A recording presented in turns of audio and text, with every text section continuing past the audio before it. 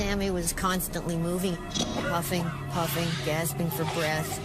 These behaviors were beyond my control. He stopped walking entirely. All he did was hop.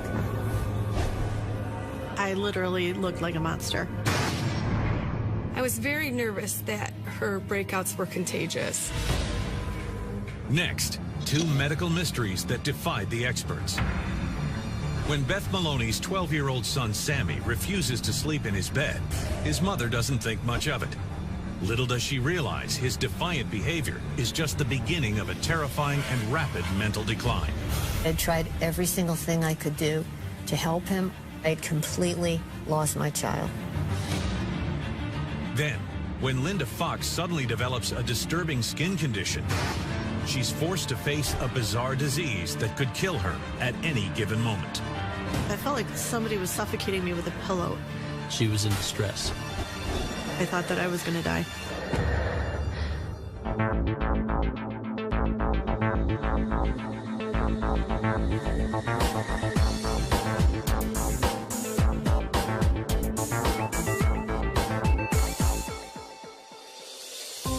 In the summer of 2002, attorney Beth Maloney and her three young sons were getting ready to move into their new home in Kennebunkport, Maine.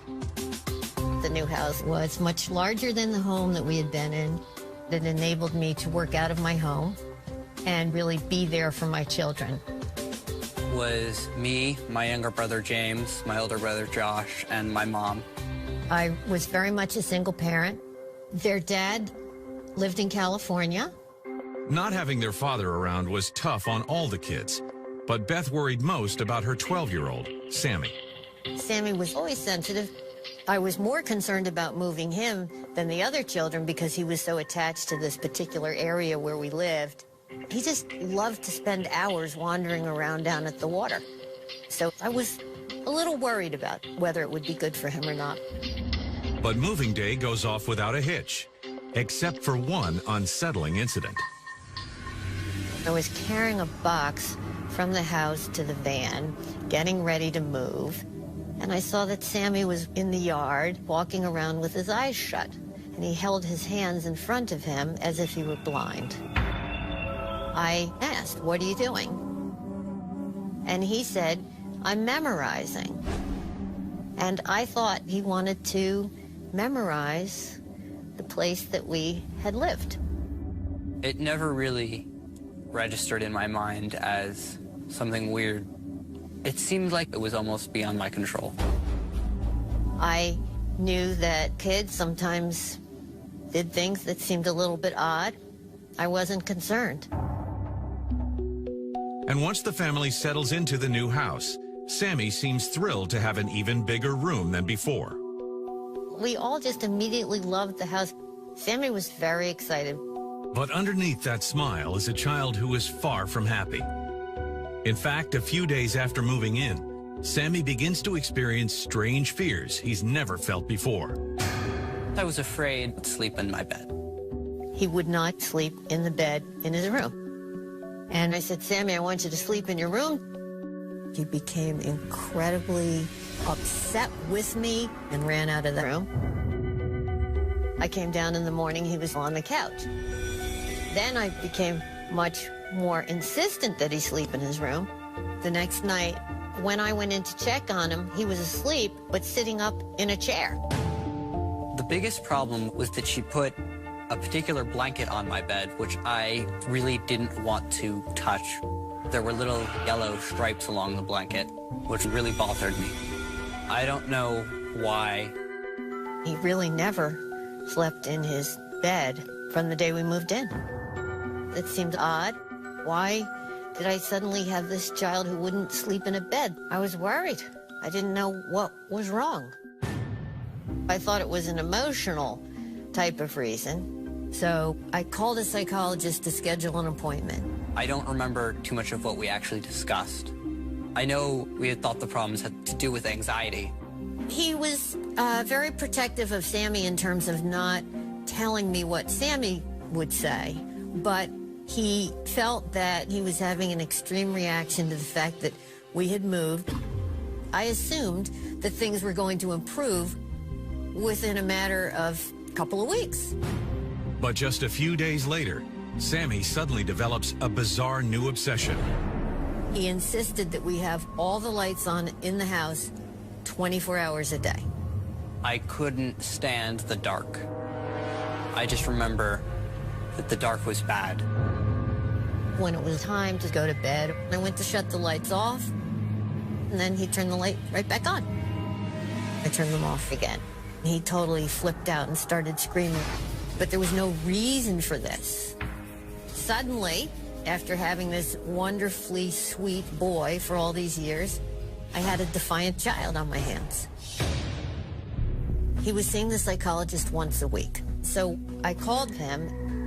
The psychologist's advice was to just be very tolerant, and his suggestion was that we wait. Desperate to get a handle on Sammy's rebellious behavior, Beth does her best to follow doctor's orders. But over the next 3 weeks, she grows increasingly frightened as Sammy's problems seem to snowball. He was wound up, he was pacing all the time, he was constantly moving, wriggling, huffing, puffing, gasping for breath. Then he was pelting repairmen with acorns. Then he was screaming at the squirrels. Every single day there was a new behavior that was added. I said to the psychologist, shouldn't we be more concerned? And he said, not if this isn't interfering with the home. And I said, well, of course it's interfering with the home. And the psychologist said to me, well, try not to focus on it.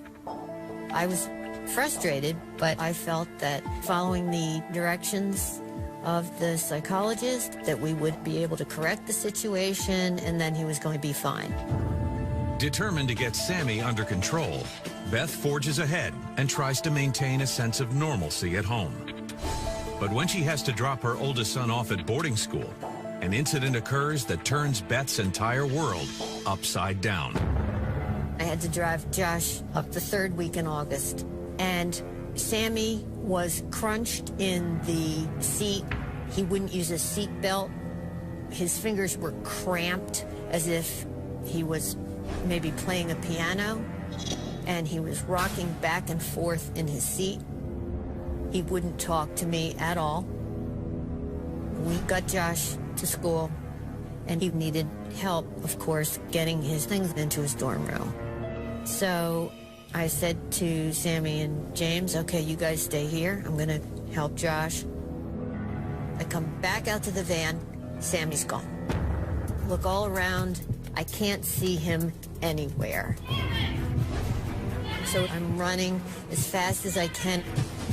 I'm screaming Sammy's name as I go. My concern at that point, I knew that it would be so easy for him to be lost and not be able to be found. Sammy! Sammy!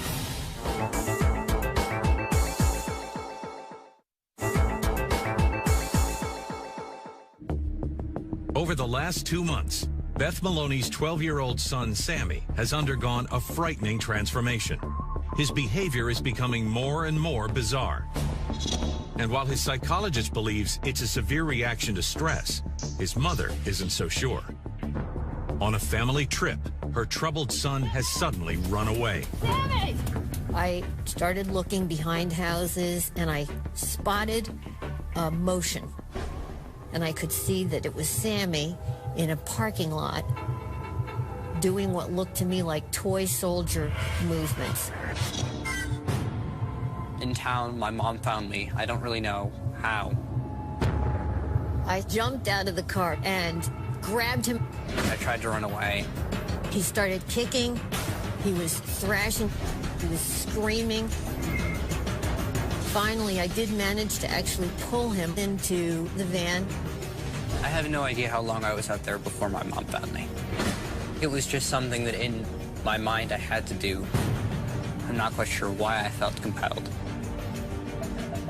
Desperate for answers, Beth puts in an emergency call to the psychologist, who begins to wonder if Sammy needs specialized help and suggests that he see a psychiatrist. When we went to the psychiatrist's office, Sammy was snorting, huffing, puffing, rubbing his feet, holding his ears, screaming at people to leave me alone. These behaviors were almost beyond my control in a way. I can't really describe it. The psychiatrist told me that Sammy had obsessive-compulsive disorder. Obsessive-compulsive disorder, or OCD, is a psychiatric condition in which patients experience irrational thoughts and fears that lead to repetitive and compulsive behaviors. The psychiatrist prescribed an SSRI, that's a selective serotonin reuptake inhibitor. And the theory was that it would cause the chemical processes in Sammy's brain to slow down, and as a result, the compulsions would fade. And I thought, finally, we're in good hands and we're going to get to the bottom of this. But when school begins a few weeks later, Sammy doesn't seem to be improving, and Beth is worried about how he'll cope. The medicine didn't seem to help him, but the psychologist told me that was the best thing to do. So I advised the school that Sammy was under the care of a psychologist and a psychiatrist and had been diagnosed with obsessive-compulsive disorder. On a cool fall morning, Beth drops Sammy off for his first day of school. She has no clue that the worst is yet to come. Any electrical outlet on a wall would just have projections coming out of it in my mind that I had to step over. They were more like lasers coming out of walls from those movies where someone's trying to steal a diamond or something like that. If anyone interrupted him, he would have to go back to the beginning and start again. And he was bent over, close to the shape of an upside-down L.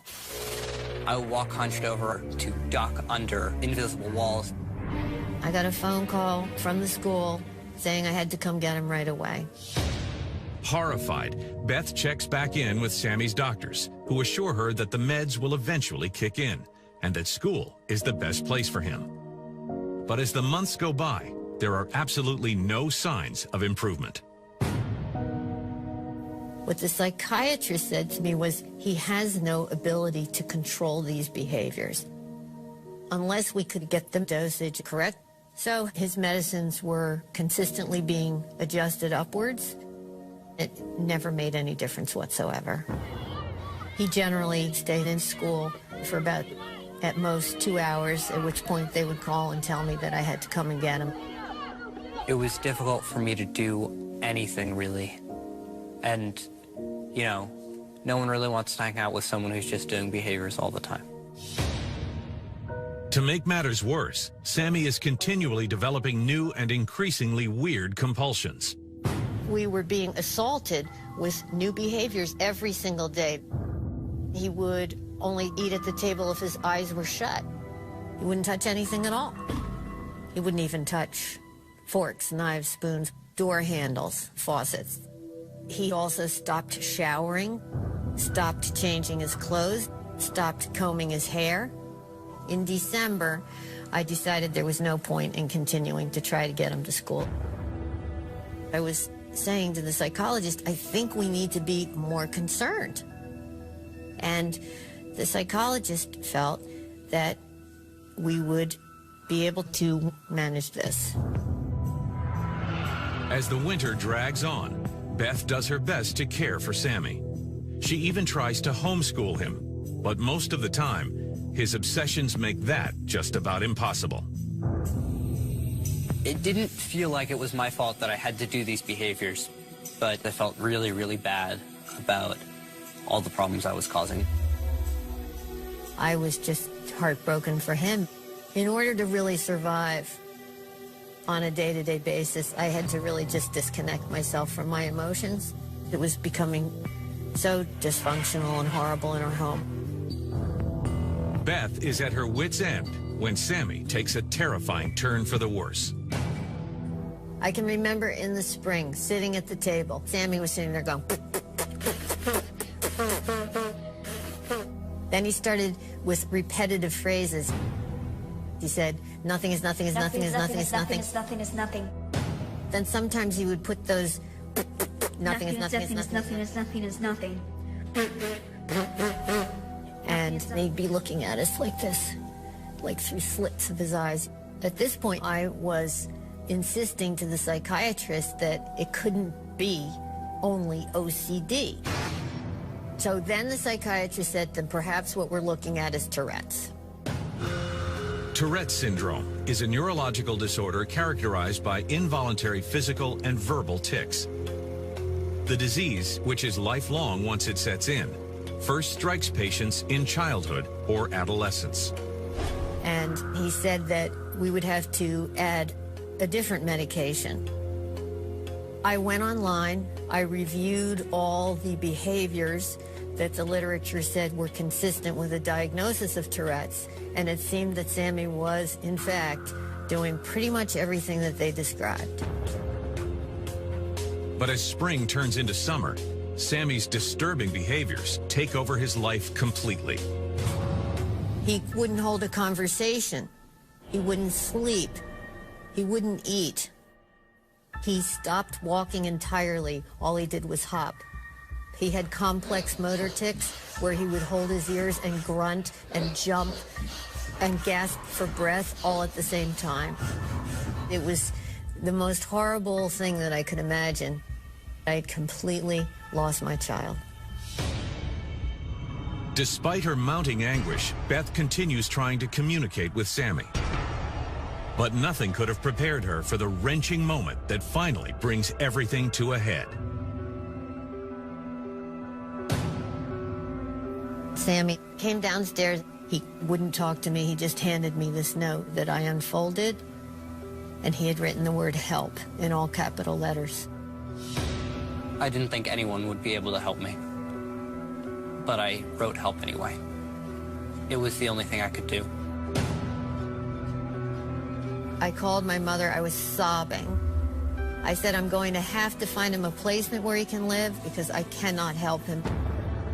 We hung up the phone. Within 2 minutes, the phone rang again. My mom said, you need to talk to this woman who works with me. I think she can help you. As a result of that conversation, I took Sammy to see Dr. Catherine Nicolaitis in New Jersey. I saw Sammy in August of 2003. I got a complete history from Beth. His symptoms were at a crisis level. Most significantly, Dr. Nicolaitis is intrigued by one clear fact of his case. Sammy hasn't responded to any of the medications he's been taking. She tried to give him a physical exam, but he really wasn't able to tolerate much touching. I had some thoughts in terms of a diagnosis. We needed to do some blood work. They probably ran 10 different tests.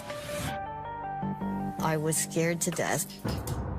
I believed in my heart that we were going to find the answer.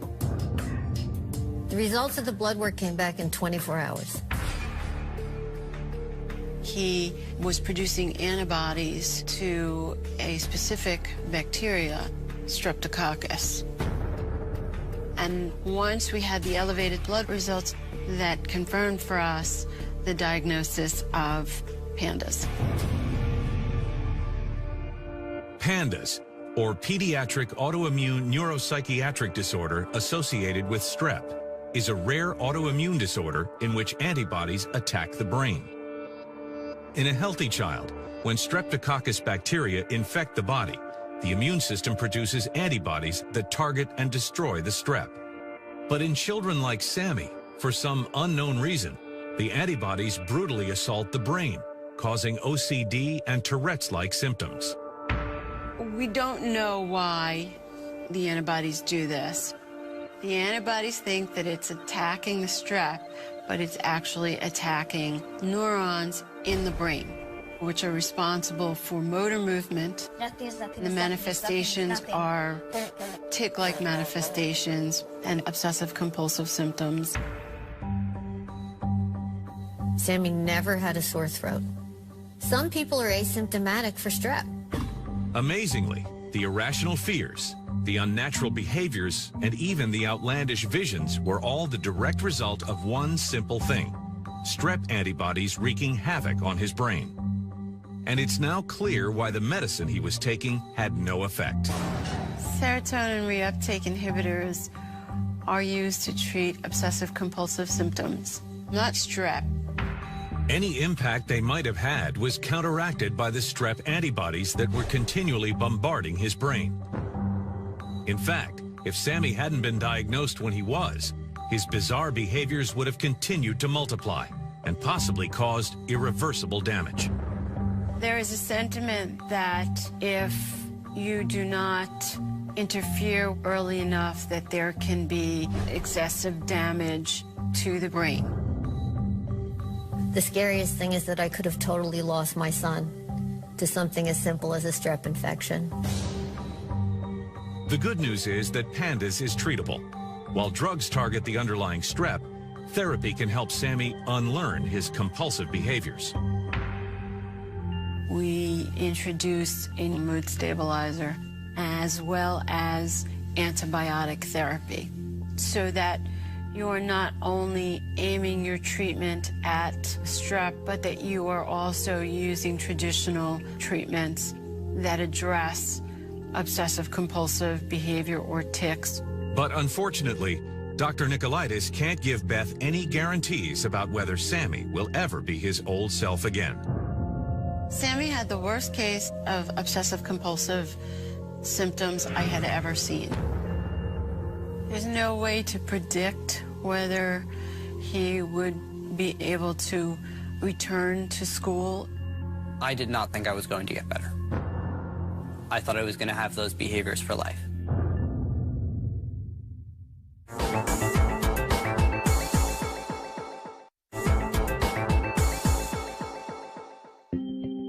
Beth Maloney has just learned that her son Sammy has pandas, an extremely rare disease that attacks the brain. For over a year, it's made his life a living nightmare, ruled by bizarre obsessions. Now, the 13-year-old is on antibiotics that should help rein in his strange behavior, but he may never fully recover. I was worried about whether there might have been permanent brain damage. I wanted to finally have Sammy back. The next several days are almost unbearable as Beth waits to see some sign of improvement.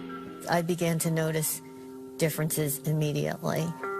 When I first started to not do behaviors, it was kind of a wonderful feeling. At the time, and as aggressively as we treated Sammy, we were able to halt this process so that there was not significant damage.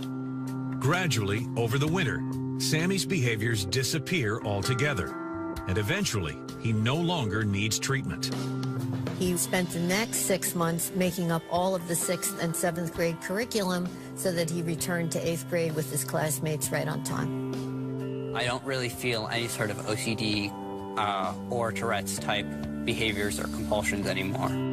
While Sammy is thrilled to be back to his old self, he must now face an undeniable truth. He will always be susceptible to the condition. If he were to begin to experience behaviors, he would know these are his symptoms of a strep infection. He needs to go on antibiotics for a couple of weeks, in the same way that another person would go on for a sore throat. Beth is grateful that Sammy survived the ordeal unscathed, and now she can't help but wonder why his psychologist and psychiatrist failed to recognize the seemingly obvious clues to her son's condition. How could it never cross their mind that the root cause of his disorder could be an infection? Pandas is controversial because pandas has only been recognized in the last 20 years or so. I think there may be undiagnosed cases because traditionally we look for strep by a throat infection, not by a presentation of symptoms of OCD and tics. Today, Sammy is 20 and living a full and completely normal life. Sammy is dynamite. He had a successful year as a freshman at one of the top computer science schools in the country. I'm incredibly grateful to my mom for never really giving up and just always doing what she could to help me get better. If it wasn't for her relentless pursuit of some way to help me, then I would still be just as sick, probably worse, actually. So she's really just saved me from all that, and I'm incredibly grateful. I don't know what I would have done if I hadn't gotten that diagnosis. I would say to any parent whose child has been given a diagnosis of obsessive compulsive disorder or Tourette syndrome that they simply insist that strep be eliminated as an underlying cause prior to placing that child on any kind of psychotropic medication. Beth was very instrumental in Sammy getting the appropriate treatment for his illness. She was very methodical, and she was relentless in getting the right help for her son. I hope Dr. Nicolaitis understands how grateful I am to her. She really saved my life. Dr. Nicolaitis has been a lifesaver for my child and for my entire family, and we are indebted to her for the rest of our lives. I think that the truly great doctors are open to possibilities, and those doctors understand that there is a point in time when science intersects art and that medicine is an art, and overlooking possibilities is something that anyone can do, but only the great people are willing to take a step back and say, well, maybe this could be it. I don't really look back at how I felt then or what I did back then. I just look forward. I'm just happy to be where I am. While there was no denying that Beth Maloney's son was literally losing his mind, doctor after doctor dismissed Linda Fox's disfiguring disease, even when it threatened to kill her. In the fall of 2006, 42-year-old high school teacher Linda Fox and her husband Barry were celebrating almost 20 years together, and just as much in love as when they first met. She's a wonderful person, and my greatest joy. It was love at first sight. Barry was teaching math and I was teaching French. He's my best friend. I couldn't ask for a better life. They have a great relationship. They're just a very active, happy couple. We decided not to have children because we already have Eric, who's a wonderful stepson and son to Barry. So we have many friends and many children in our lives. And in their suburban town of Perrysburg, Ohio, Linda was known for her inexhaustible energy. I never had any health issues at all. I rarely was sick. I had recently become a runner and finished my black belt degree in karate. And as Thanksgiving approaches that year, Linda is especially busy. Little does she know that her life is about to spin out of control. One morning I woke up and both eyes were hurting. It felt like someone had taken hot peppers and rubbed them in both eyes. I looked in the mirror. I've got bright red stinging blisters on both eyelids. So I made an appointment and went in to see an eye doctor.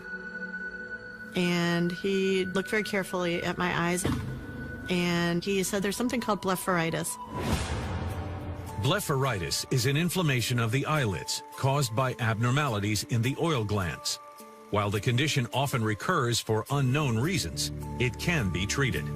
The doctor gave me a prescription for a cream to put on my eye.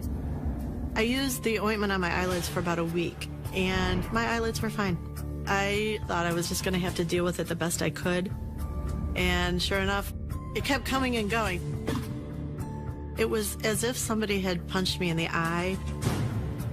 I attempted to wear sunglasses to sort of hide. But over the next 2 months, Linda is horrified to see that the strange inflammation is beginning to spread. Not just my eyelids were swollen and red, my whole face was swollen. My face was really hot. I felt like I'd been exposed to the sun for way too long. I decided that I should go see a dermatologist.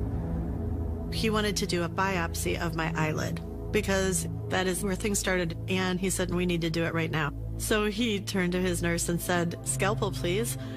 And he actually cut into my eyelid and took a little piece of my eyelid and then sutured it.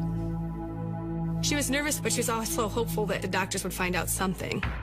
The dermatologist called me saying that it was dermatitis.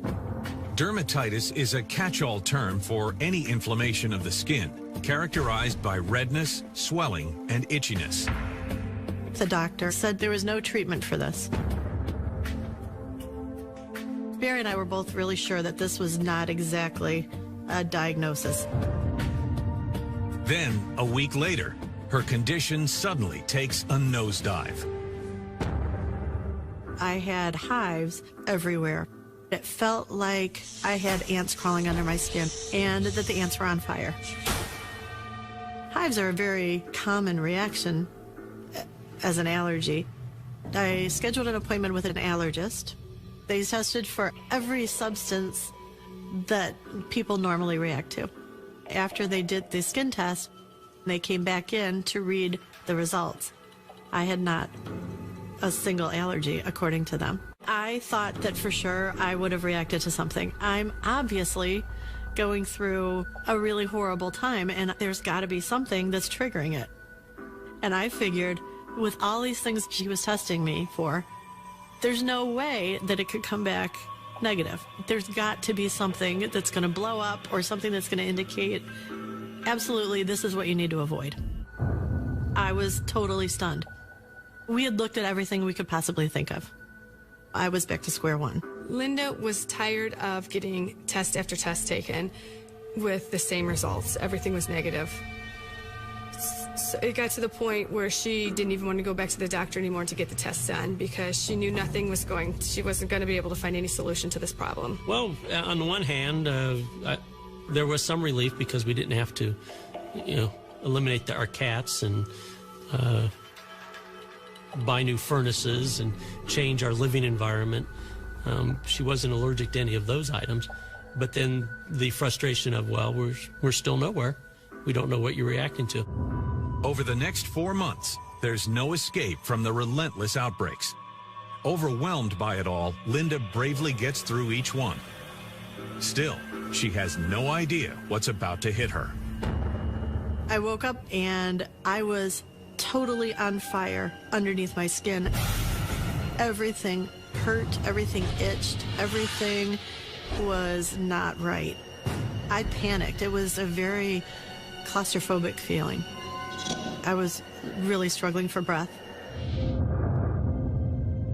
She's been hit by her worst outbreak ever. She can't breathe, and her husband is rushing her to the nearest ER. I could tell by the nurse's reaction that I was in trouble. And when the emergency room doctor came in, he told me that I was in anaphylactic shock. Anaphylactic shock is an allergic reaction in which blood pressure drops and air passages become constricted. If not treated immediately, patients most often suffocate and die. They gave me antihistamines and steroids. When they hooked me up, I felt like there's liquid ice going through me. It was such a huge relief. I was able to catch my breath again. Once Linda is stabilized, the ER doctor performs a thorough exam and takes a detailed history. I was diagnosed with idiopathic urticaria hives. Idiopathic urticaria is the medical term for hives that recur but have no known cause.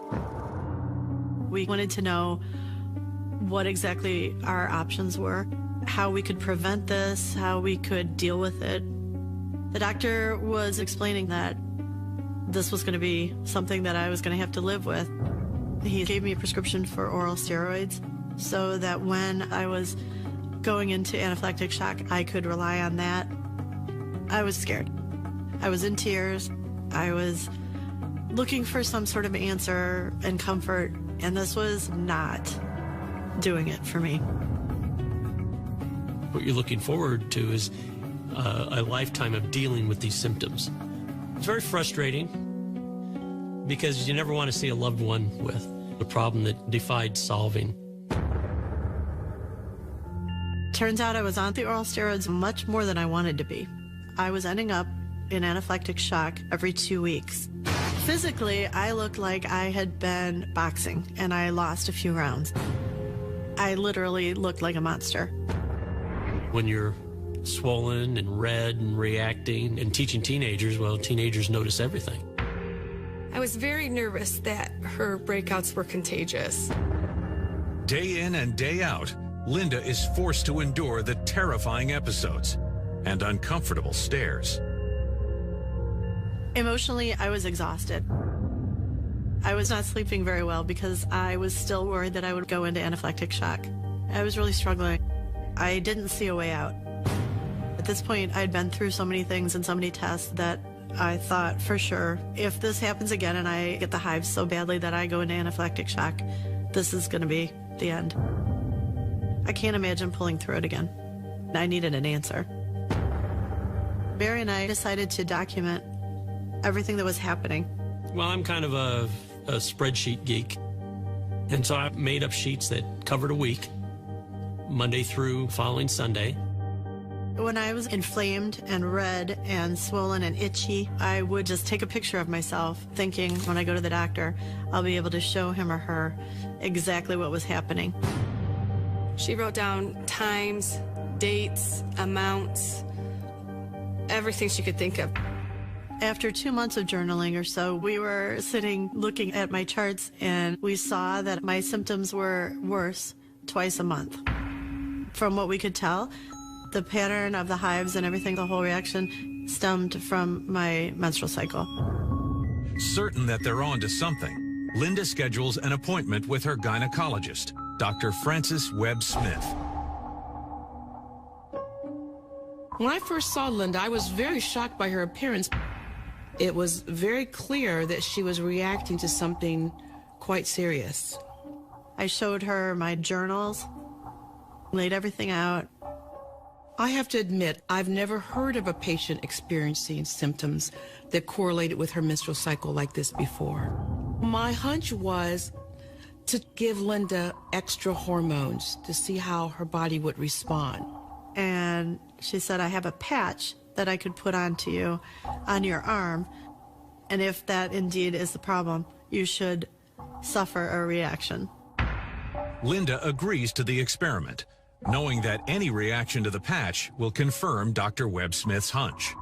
We decided that we would try this test on the weekend so that she would be able to be home with her husband. I was scared, but I thought, well, if that's going to give me an answer, then I'll do it.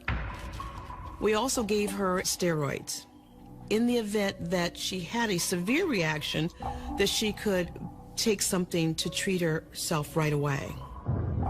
I put the patch on in the afternoon, and I said to Barry, check on me, make sure I'm okay. I was really scared to go into anaphylactic shock. But at the same time, if that was going to prove to be the diagnosis, then it would be worth it.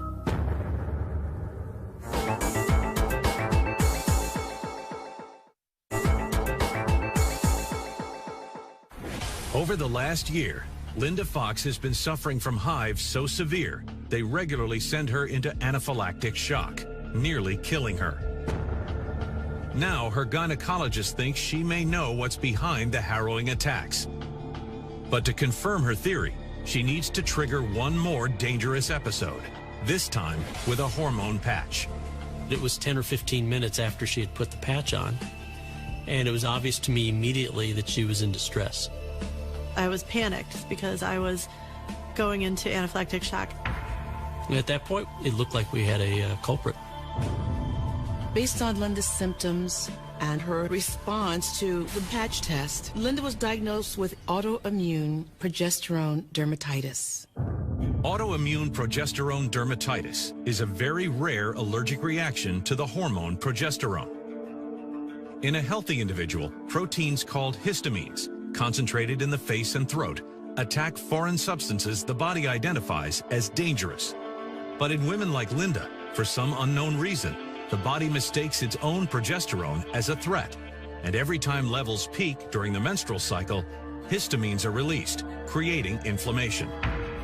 Once the production of progesterone gets into the bloodstream, it causes a histamine response. You're going to see in the skin hives and swelling. We're not sure why this manifested in Linda when it did. We don't know what causes this disease. More research needs to be done. My diagnosis is that I'm allergic to my own hormones. I'm allergic to myself. I thought, this is crazy. You can't be allergic to something that's already in you, can you? And then I thought, well, looking back, it sort of makes sense.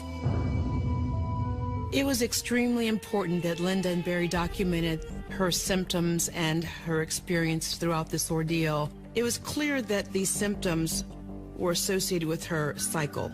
You could actually see the cyclic pattern of Linda's symptoms. It was occurring twice during the month. The progesterone kicks up in your body at 2 different points in a woman's cycle, at ovulation and right before your period. So it was spiking in my body, as it does in everyone's body, but I was having an allergic reaction to it. It's now clear that Linda's swollen eyelids were the first sign of the disorder setting in. You see red eyes because that is where your histamines are most within the body, and the constant production of progesterone would eventually make the symptoms more severe. And the tissue responds by creating a hive. And you can see them throughout the body, on the chest, of the arms. With the severity of the symptoms, you could go into anaphylactic shock because you have inflammation now in the respiratory system. Ultimately, if she hadn't been diagnosed, Linda could have easily suffocated. Anaphylactic shock can kill. People have died from bee stings from allergic responses. I don't think that there's any doubt that had I not had this diagnosis, I would be dead. Thankful to be alive, Linda is now focused on what the future holds. Unfortunately, the only cure is a radical treatment, one that will shut down her production of progesterone for good. I spoke with Linda and her husband at length about how I felt a total hysterectomy would be the permanent solution, as her ovaries were the producers of her hormones. I feel that having a hysterectomy was the only option for Linda not to ever experience the symptoms that she had again. It was either I have the operation and I continue to live a normal life, or I end up twice a month not being able to breathe. So for me, the decision was obvious.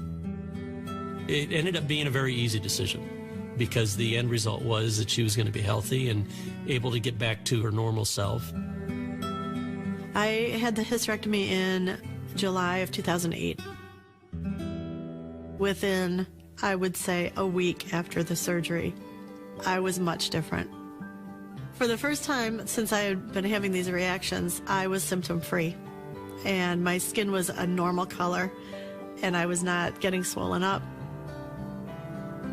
It was amazing. After struggling to live with a debilitating condition, it's a great relief to finally have it under control. And now, Linda can't help but wonder why it took so long to get a solid diagnosis. Very little is known about this disease. We were able to find maybe 2 or 3 articles that had been written about this. It's extremely rare. As a matter of fact, I think there are fewer than 50 cases that have ever been diagnosed. I highly doubt that I'll see another patient with this diagnosis. Today, Linda is symptom-free and back to her old self. Now that I'm healthy again, since my surgery, I am feeling 100% better. I have my energy back. I don't have to worry anymore. This diagnosis has made me realize you're the one who knows your body the best. You have to pay very close attention to what's going on with your body. To write down what's happening to you. Explain it in full to the doctor and work with the doctor. Her due diligence really paid off. It was her perseverance that really get to the answer. Linda's doing great now. She's back to her old self. Lots of energy. My life is fantastic today. My wife Linda is a truly remarkable human being. I'm a very lucky man simply because at some point she decided that she was going to spend her life with me.